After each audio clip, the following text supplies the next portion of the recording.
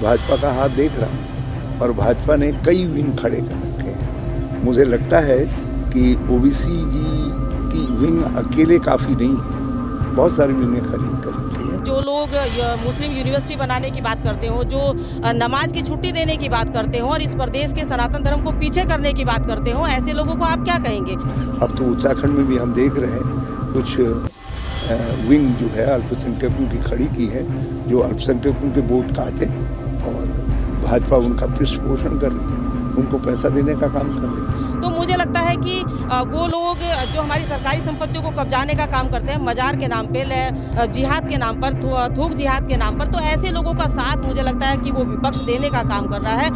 तो देश के अंदर सामाजिक सौहार्द को बांटने के लिए भाजपा हर संभव कोशिश कर रही है, क्योंकि उनका चुनाव का केवल एक एजेंडा है, वो है हिंदू मुसलमान। और कांग्रेस पार्टी ने तो सदा उन्हीं का साथ दिया, अपने वोट बैंक की राजनीति करने के लिए उन लोगों को जो है गुमराह भी। जी हां दोस्तों, एक तरफ डेमोग्राफिक चेंज पर सियासी तलवारें खींचती दिखी, दूसरी तरफ अतिक्रमण पर होती ताबड़तोड़ कार्रवाई दिखी। अब इस बड़े डेमोग्राफिक चेंज को लेकर हुआ सियासी बड़ा वार। बड़े नेता को एआई वीडियो ने ठहरा दिया जिम्मेदार, जिस पर शुरू हो चुका है बड़ा विवाद। क्या है ये पूरा मामला, मेरे रिपोर्ट के जरिए देखिएगा दोस्तों। नमस्कार, पहला मैं पंकज रौतेला, आप देख रहे हैं उत्तराखंड न्यूज। दोस्तों, प्रदेश में डेमोग्राफिक चेंज को लेकर खूब हो हल्ला हुआ। इशारों में एक दूसरे पर वार पलटवार होता रहा, लेकिन अब चुनाव नजदीक हैं तो लग रहा है कि खुल्लम खुल्ला भी आरोप लग रहे हैं, नाम बताया जा रहा है, चाहे एआई का सहारा लिया जा रहा है। दोस्तों, उत्तराखंड की राजनीति में फिर एक नया विवाद छिड़ चुका है। मैं इस बार के विवाद के बारे में बताऊंगा आपको, कैसे रणक्षेत्र बन गया सोशल मीडिया का एआई तकनीक। उससे पहले आप ये समझ लीजिए कि उत्तराखंड में बढ़ते डेमोग्राफिक चेंज के खतरे को, बढ़ते अतिक्रमण के खतरे को देखते हुए सरकार ताबड़तोड़ प्लानिंग कर रही है, एक्शन ले रही है। लेकिन कमाल की बात तो यह है दोस्तों कि एआई तकनीक, ये तकनीक पिथौरागढ़ में ग्रामीण क्षेत्रों में भालू गुलदार से लोगों को बचाएगी बल और देहरादून में सियासी बवाल कराएगी बल। दोस्तों, बीजेपी द्वारा जारी एक एआई वीडियो ने राजनीतिक हलकों में खलबली मचा दी। वीडियो में पूर्व मुख्यमंत्री हरीश रावत की तस्वीर दिखाई गई है और बैकग्राउंड में ऐसे ऑडियो सुनाई दे रहे हैं जो समाज में विवाद पैदा करने की कोशिश लगता है। बीजेपी इसे कांग्रेस की तुष्टीकरण राजनीति का उदाहरण बता रही है, वहीं कांग्रेस इसे समाज को बांटने की साजिश करार दे रही है। वीडियो को अंत तक जरूर देखिएगा दोस्तों, क्योंकि आगे सवाल तमाम होने वाले हैं। क्या यह सिर्फ एक सियासी हथकंडा है या सोशल मीडिया और एआई तकनीक से राजनीति का नया चेहरा सामने आ रहा है? दरअसल दोस्तों, बीजेपी ने अपने आधिकारिक सोशल मीडिया हैंडल से एक एआई तकनीक से तैयार वीडियो साझा किया है। वीडियो में पूर्व मुख्यमंत्री हरीश रावत को अल्पसंख्यक तुष्टीकरण की राजनीति से जोड़कर दिखाया गया है। साथ ही बीजेपी का दावा कि इस वीडियो के जरिए कांग्रेस की कथित वोट बैंक राजनीति को जनता के सामने लाया गया है। उधर दोस्तों, वीडियो में बात हरीश रावत की हो रही है।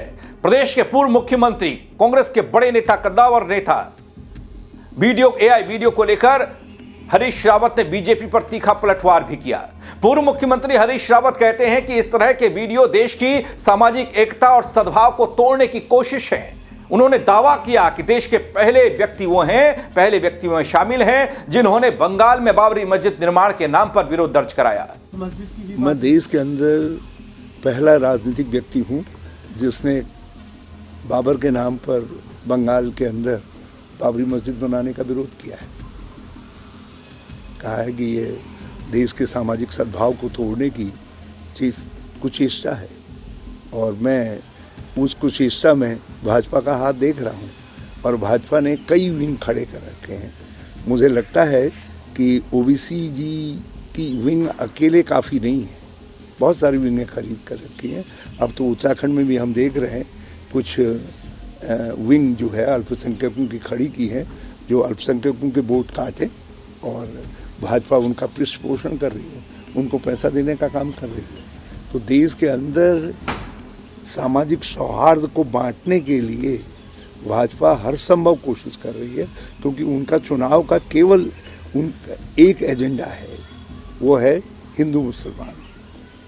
और वो जानते हैं कि जैसे ही लोग अपनी समस्याओं की बात करने लग जाएंगे बेरोजगारी, महंगाई, कानून व्यवस्था की गिरती स्थिति, महिलाओं पर हो रहे अत्याचार, कुपोषण, पलायन आदि की बातों पर आएंगे तो भाजपा चुनाव में बुरी तरीके से पराजित हो जाएगी।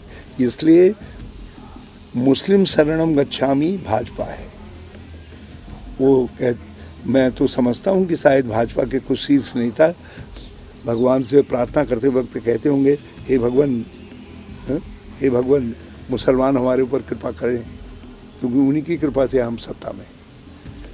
दोस्तों, हरीश रावत ने यहां न रुकते हुए आरोप लगाया कि बीजेपी समाज को बांटने के लिए लगातार नए नए संगठन और नए नए मोर्चे खड़े कर रही है। उनका कहना है कि बीजेपी का चुनावी ये एजेंडा है हिंदू मुस्लिम राजनीति तक सीमित रह गया, ताकि बेरोजगारी, महंगाई, कानून व्यवस्था, महिलाओं पर अत्याचार, कुपोषण, पलायन जैसे मुद्दों पर जनता का ध्यान भटकाया जा सके।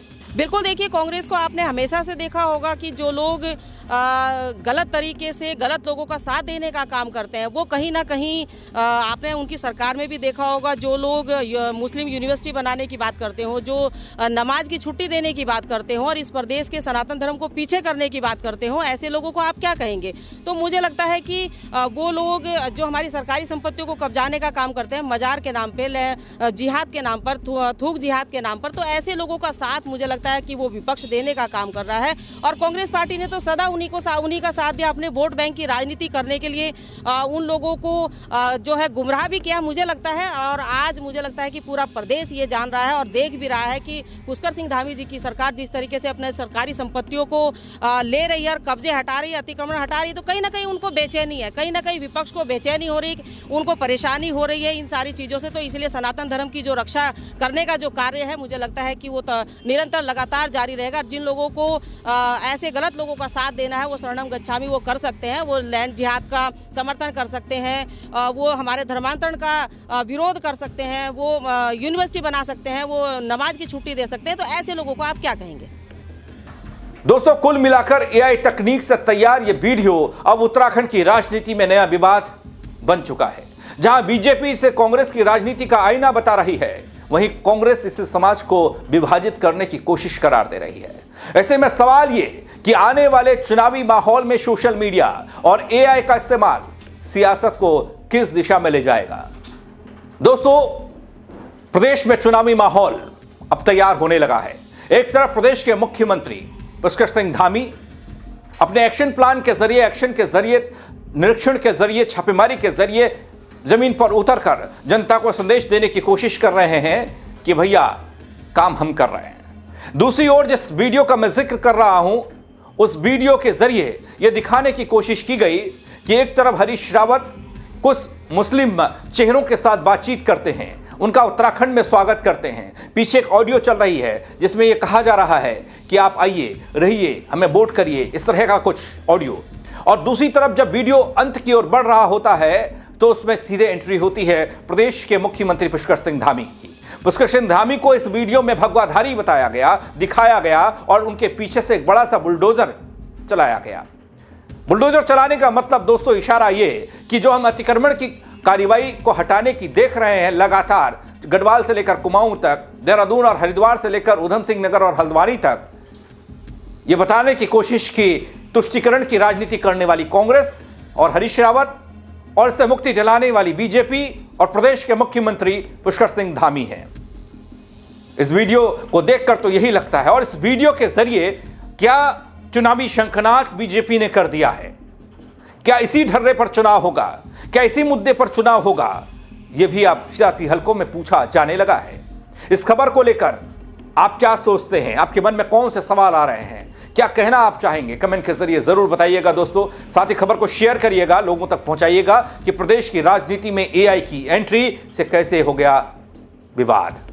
मेरे साथ जुड़ने के लिए फिलहाल आप सबका बहुत शुक्रिया। जय उत्तराखंड दगड़ी। भाजपा का हाथ देख रहा हूँ और भाजपा ने कई विंग खड़े कर रखे हैं। मुझे लगता है कि ओबीसी जी की विंग अकेले काफ़ी नहीं है, बहुत सारी विंगें खरीद कर रखी हैं। जो लोग मुस्लिम यूनिवर्सिटी बनाने की बात करते हो, जो नमाज की छुट्टी देने की बात करते हो और इस प्रदेश के सनातन धर्म को पीछे करने की बात करते हो, ऐसे लोगों को आप क्या कहेंगे? अब तो उत्तराखंड में भी हम देख रहे हैं कुछ विंग जो है अल्पसंख्यकों की खड़ी की है, जो अल्पसंख्यकों के वोट काटे और भाजपा उनका पृष्ठपोषण कर रही है, उनको पैसा देने का काम कर रही है। तो मुझे लगता है कि वो लोग जो हमारी सरकारी संपत्तियों को कब्जाने का काम करते हैं मजार के नाम पे, जिहाद के नाम पर, थूक जिहाद के नाम पर, तो ऐसे लोगों का साथ मुझे लगता है कि वो विपक्ष देने का काम कर रहा है। तो देश के अंदर सामाजिक सौहार्द को बांटने के लिए भाजपा हर संभव कोशिश कर रही है, क्योंकि उनका चुनाव का केवल एक एजेंडा है, वो है हिंदू मुसलमान। और कांग्रेस पार्टी ने तो सदा उन्हीं का साथ दिया, अपने वोट बैंक की राजनीति करने के लिए उन लोगों को जो है गुमराह भी